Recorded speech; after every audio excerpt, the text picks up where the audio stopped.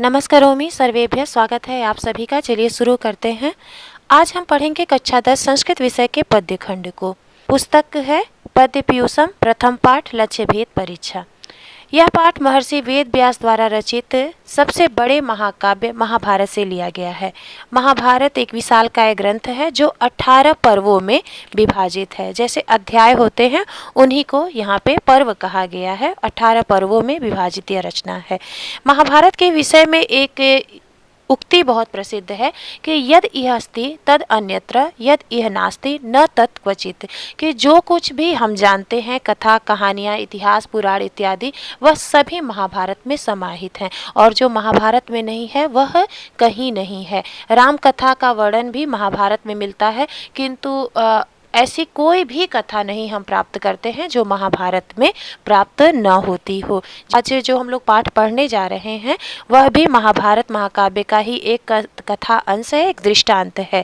तो यहाँ पे हम लोग इस पाठ के माध्यम से सबसे पहले तो ये जानेंगे कि सफलता का मूल मंत्र क्या है। हम ऐसा क्या करें कि किसी भी परीक्षा को हम अच्छे से सफलतापूर्वक पास कर लें। अतः पाठ का नाम जो है वह लक्ष्य भेद परीक्षा है। इसका जो अर्थ है लक्ष्य भेद परीक्षा, इसका अर्थ है कि लक्ष्य को भेदने की परीक्षा।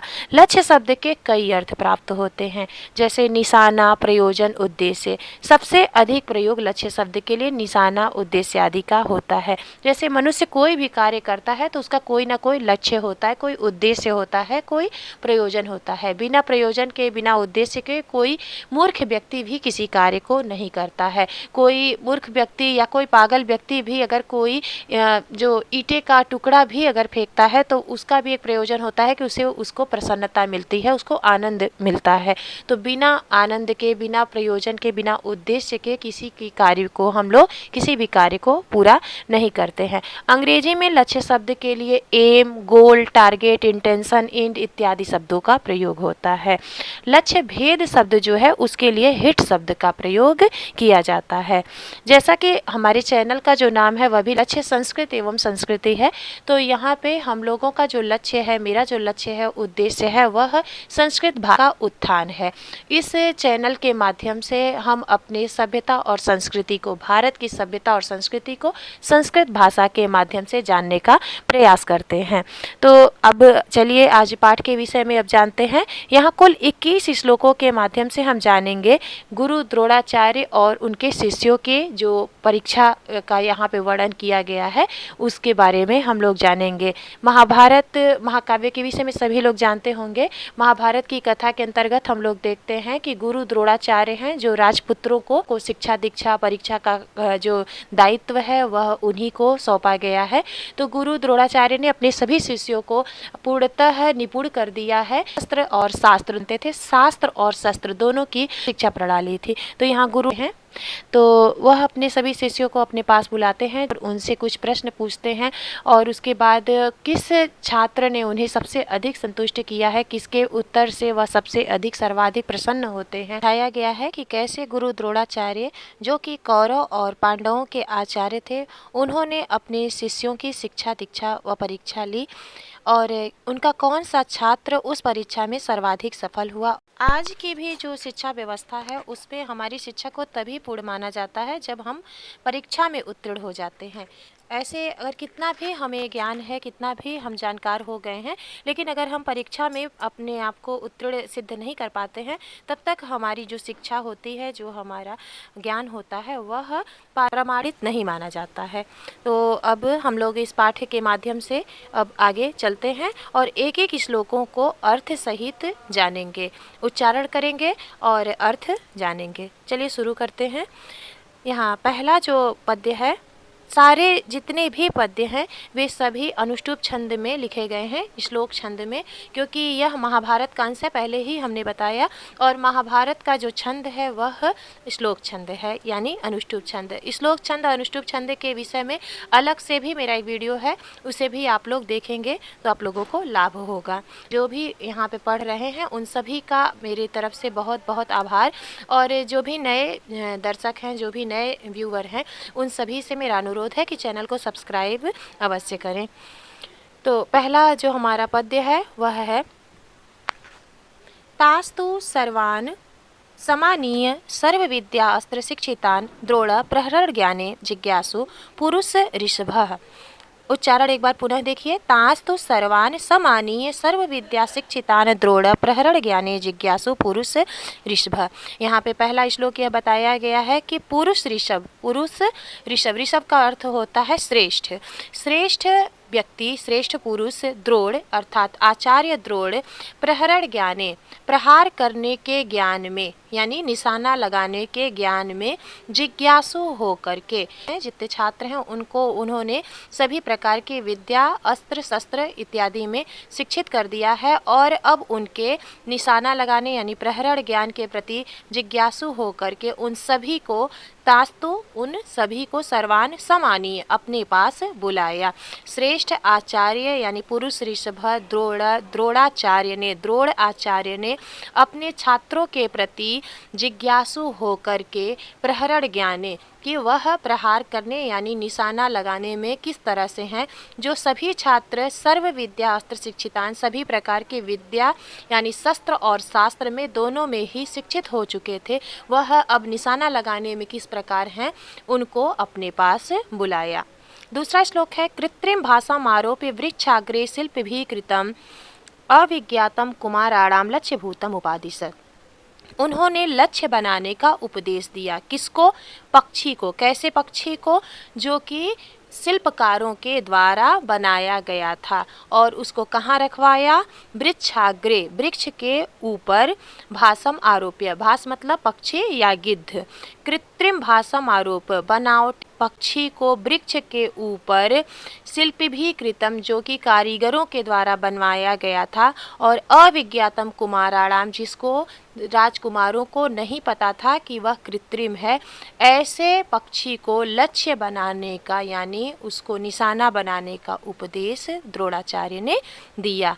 तो दोनों श्लोक आप लोगों को समझ में आ गए होंगे कि जो उनके जितने भी छात्र थे, जितने शिष्य थे, सभी प्रकार की विद्या और अस्त्र शस्त्र में शिक्षित हो चुके थे। अब उनकी परीक्षा का समय आ गया था और प्रहरण ज्ञानी जिज्ञासु प्रहार करने के ज्ञान में जिज्ञासु होकर श्रेष्ठ पुरुष यानी श्रेष्ठ आचार्य द्रोण ने सभी को अपने पास बुलाया। सामान्य मतलब बुलाया, सर्वान मतलब सभी को, तास्तु उन सभी को बुलाया और नकली गिद्ध बनवा करके वृक्ष के ऊपर जो कि कारीगरों के द्वारा बनाया गया था और जिसको राजकुमार नहीं जान रहे थे उसको लक्ष्य बनाने का उपदेश उन्होंने दिया। किसने? द्रोणाचार्य ने। किसको दिया? राजकुमारों को। तीसरा श्लोक है शीघ्रं भवन्तु सर्वेपि धनुषादाय सत्वरा भासमेतं समुद्दिश्य तिष्ठध्वं सन्धितेशवः। शीघ्रं भवन्तः सर्वेपि, शीघ्र ही आप सभी, धनुष आदाय, धनुष को लेकर के, सत्वरा मतलब तैयार हो करके, सत्वरा मतलब तैयार हो जाइए धनुष लेकर के, एतम भासम इस गिद्ध को, समुद्दिश्य इसको उद्देश्य करके, तिष्ठध्वम खड़े हो जाइए, संधि तेस्वह यानी धनुष बाण लेकर के, इसवा मतलब बाण, संधि मतलब धनुष को बाण से जोड़ करके आप सभी खड़े हो जाइए।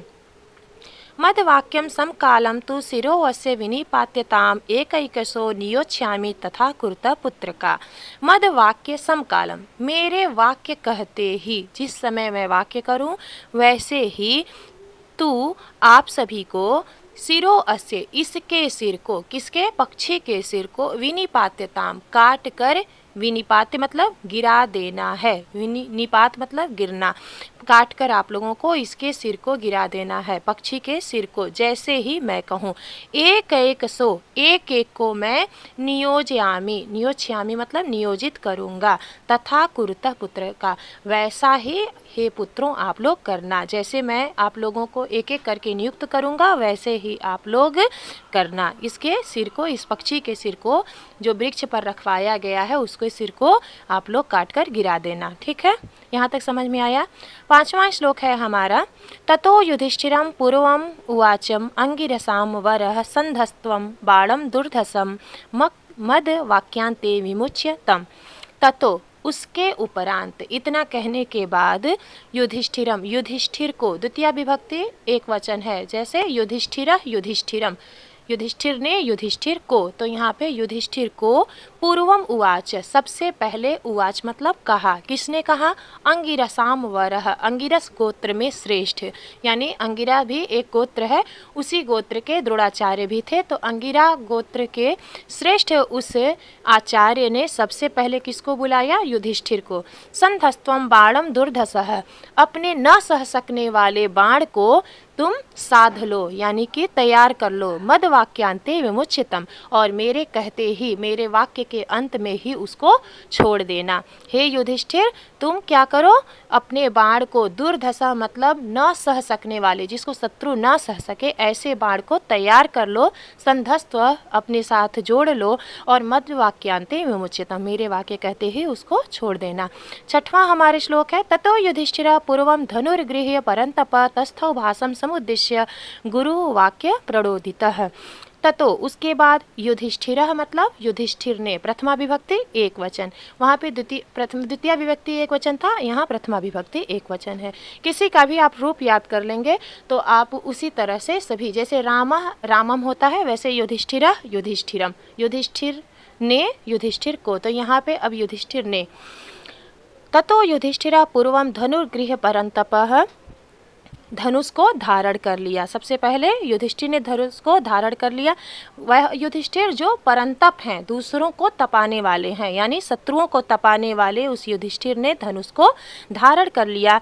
तस्थौ भासम समुद्दिश्य गुरु वाक्य प्रणोदितः, और खड़े हो गए, तस्थौ मतलब खड़े हो गए, भासम समुद्देश्य उस पक्षी को उद्देश्य करके, उस पक्षी को उद्देश्य करके, यानी उसको निशाना लगाने के लिए खड़े हो गए, और गुरु के वाक्य की प्रतीक्षा करने लगे, या गुरु के वाक्य से प्रेरित हो करके। यहाँ तक आप लोगों को समझ आ गया होगा। अब 7वें श्लोक की तरफ बढ़ते हैं।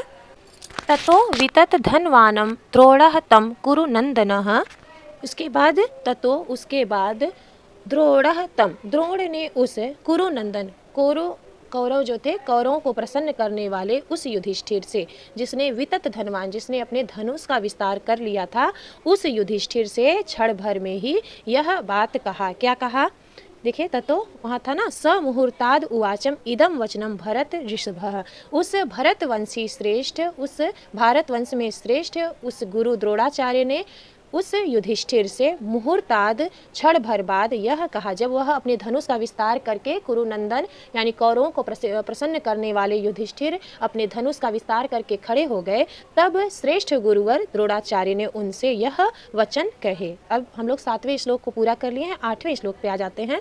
पश्येनम त्वं द्रुमाग्रस्थ भासम नरवात्मजः पश्यामि इत्येव आचार्य प्रत्युवाच युधिष्ठिरः। पश्य एनम त्वं, पश्य मतलब देखो, एनम मतलब इसको, त्वं मतलब तुम।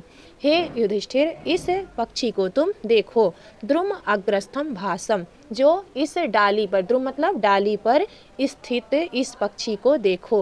और मतलब राजा के पुत्र, नरवर आत्मजः, हे श्रेष्ठ राजा के पुत्र, तुम इस डाली पर बैठे हुए, इस द्रुम पर बैठे हुए पक्षी को देखो। पश्यामि इति एव आचार्य, देख रहा हूँ इसे, हे आचार्य। अर्थात तम उवाच स कौन्तेय, उस कुंती पुत्र युधिष्ठिर ने द्रोणाचार्य से कहा, क्या कहा कि पश्यामि एनम, देख रहा हूँ, पश्यामि एनम मतलब देख रहा हूँ इन वनस्पतियों को, भवन्तः मतलब आपको, च मतलब और, तथा मतलब भी और होता है, भ्रातृण मतलब भाइयों को, भासम मतलब पक्षी को, च इति पुनः पुनः, इनको सभी को मैं देख रहा हूँ। किसने कहा, युधिष्ठिर ने। किससे कहा, द्रोणाचार्य। ऐसे प्रश्न भी पूछे जाते हैं कि किसने किससे कहा, तो यहाँ भी केवल आप अगर ध्यान से श्लोकों को देखते जाते हैं, उनका अर्थ समझ रहे हैं, तो ये चीज़ें अलग से याद करने की आवश्यकता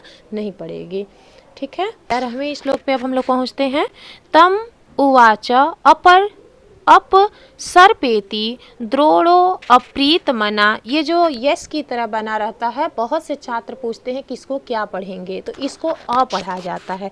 देखिए यहाँ पे 2 बार यह शब्द आया है, तम उवाचा अप सर्पेति द्रोणो अप्रीत मना इव नैत छत्वम त्वया वेद्धुम लक्ष्यम इति एव कुत्सयन्।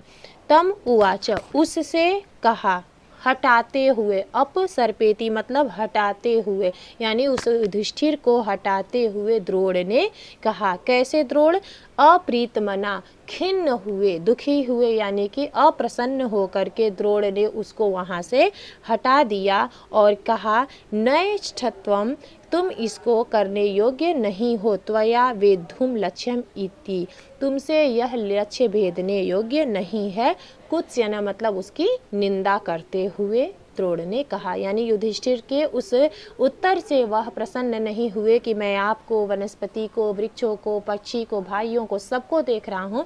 इस उत्तर से वह जरा भी प्रसन्न नहीं हुए और अप्रीतमना, उनका मन बिल्कुल भी प्रसन्न नहीं हुआ और अपसर्पेति मतलब उन्होंने उसे वहाँ से हटा दिया। नैत सक्यम, यहाँ पे संधि हुई है, सक्यम है, स को छ आदेश हुआ है विभिन्न सूत्रों के माध्यम से।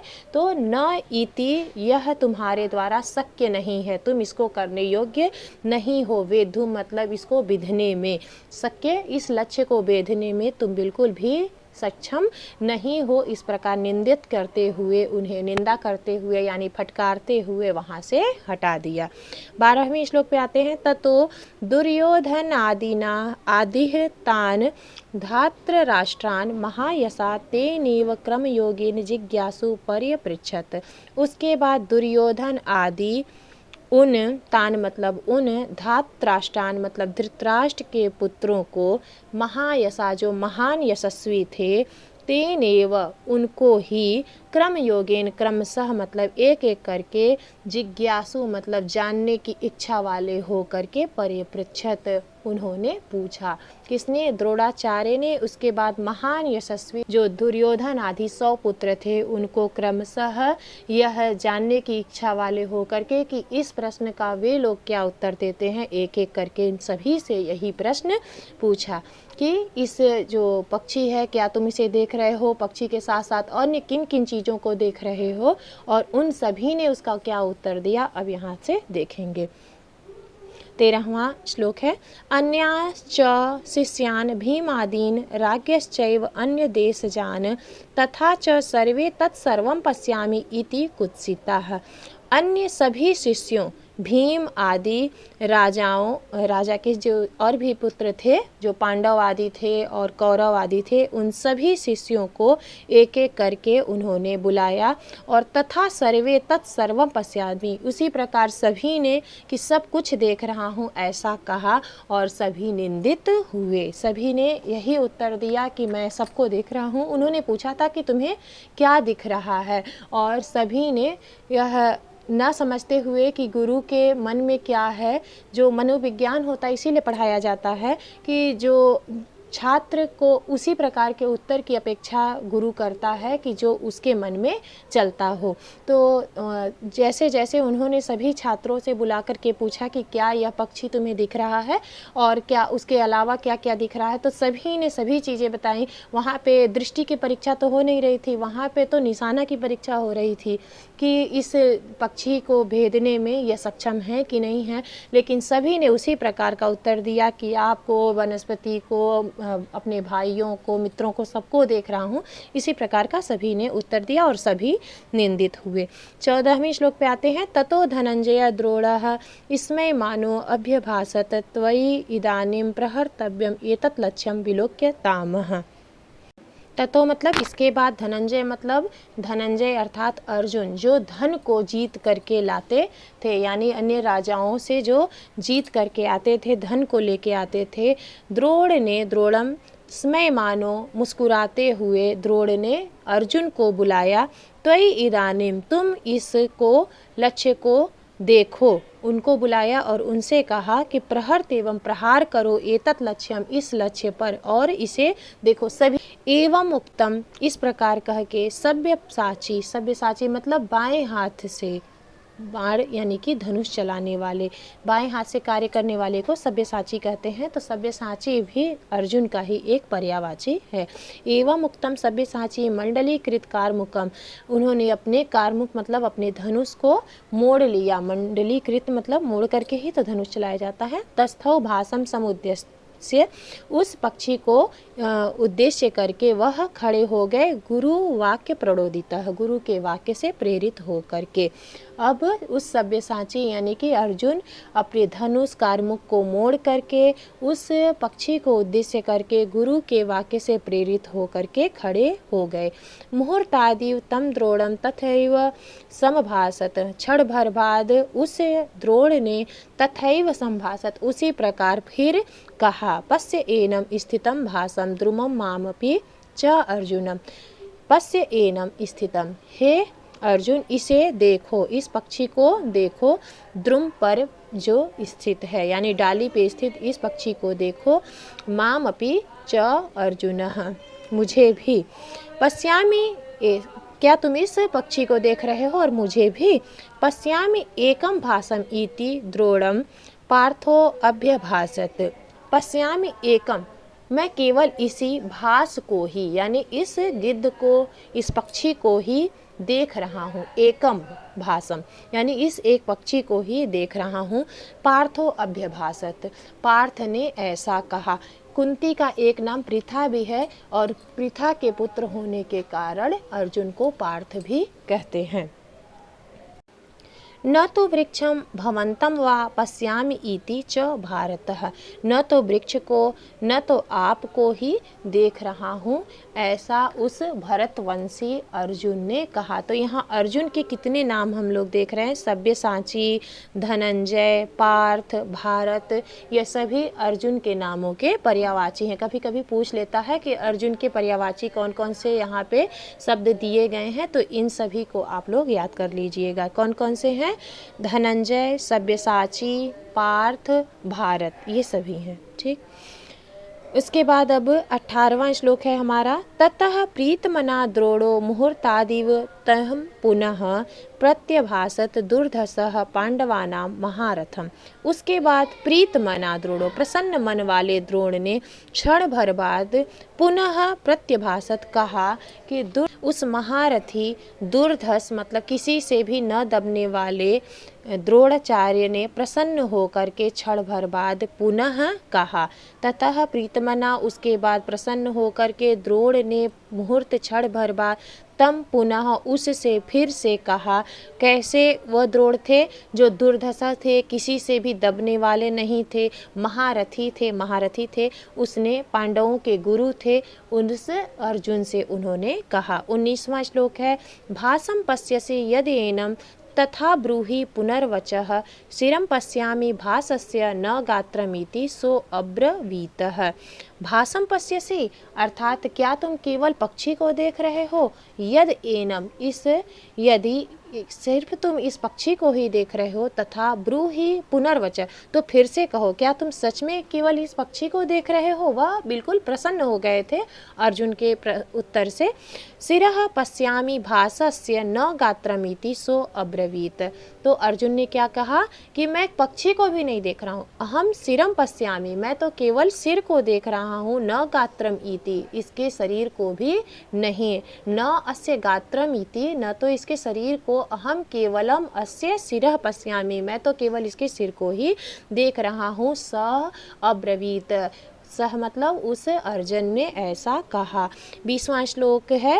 अर्जुनेव उक्तम अस्तु द्रोणो हृष्टतनुरुह, अर्जुन के ऐसा कहते हुए द्रोण के रोंगटे खड़े हो गए, यानी कि वह प्रसन्न रोंगटे वाले हो गए। तनुरुह मतलब प्रसन्न मन वाले हो गए, प्रसन्न उनके रोंगटे खड़े हो गए उनके उत्तर को सुन करके।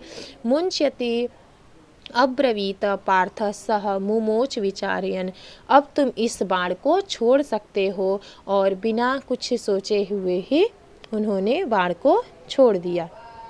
ततः तस्य, उसके बाद उसके, नगस्थ मतलब नग मतलब वृक्ष पर स्थित उस पक्षी को, छुरेण निशितेन अपने तीक्ष्ण बाणों को छोड़ दिया। ठीक है। शिरः उत्कृत्य तरसा पातयामासः पांडवः, उसके सिर को काट करके गिरा दिया। हर्षाद्रिकेण तम द्रोणः पर्यस्वजयत् अभवत पांडवम, और हर्ष के अतिरेक के कारण तम द्रोणः, उस द्रोण ने पर्यस्वजत मतलब गले से लगा लिया, तम पांडवः, उस पांडव को, यानी कि अर्जुन को प्रसन्न होकर द्रोणाचार्य ने अपने गले से लगा लिया। तो आशा है आप लोगों को प्रत्येक श्लोक का अर्थ अच्छे से स्पष्ट हो गया होगा, उच्चारण भी समझ में आया होगा। यदि कहीं त्रुटि होगी तो आप उसे कमेंट में अवश्य पूछें प्रश्न करके कि आप लोगों को कहाँ पे समझ में नहीं आया है। तो यह जो कहानी थी, कथा भी रोचक थी और छात्रों के लिए तो विशेष उपयोगी थी कि अगर एकाग्र मन से हम किसी कार्य को करते हैं तो निश्चय ही हमको सफलता होती है, और गुरु के प्रसन्न होने से हमें अवश्य ही सफलता होती है। गुरु जैसा उत्तर चाहता है, यदि शिष्य जो है उसका उत्तर उस प्रकार का देता है तो अवश्य ही वह अपने हर कार्य में सफल होता है। तो आशा है आप लोगों को समझ में आया होगा। यह महाभारत के कथा अंश एक दृष्टांत को हम लोग पढ़ रहे थे। कक्षा 10 का यह पाठ था, पद्य खंड का, पद्य पीयूषम का प्रथम पाठ था, लक्ष्य भेद परीक्षा। तो आज के लिए बस इतना ही। आप सभी जितने भी दर्शक हैं, जितने भी छात्र हमसे जुड़े हुए हैं, सभी हमारे इस चैनल को सब्सक्राइब कर लीजिए, लाइक और शेयर के माध्यम से भी इसे आगे बढ़ाइए। तो आज के लिए बस इतना ही। अगले किसी पाठ के साथ पुनः आप लोगों से मुलाकात होगी। आज के लिए बस इतना ही। नमः संस्कृताय, नमो नमः।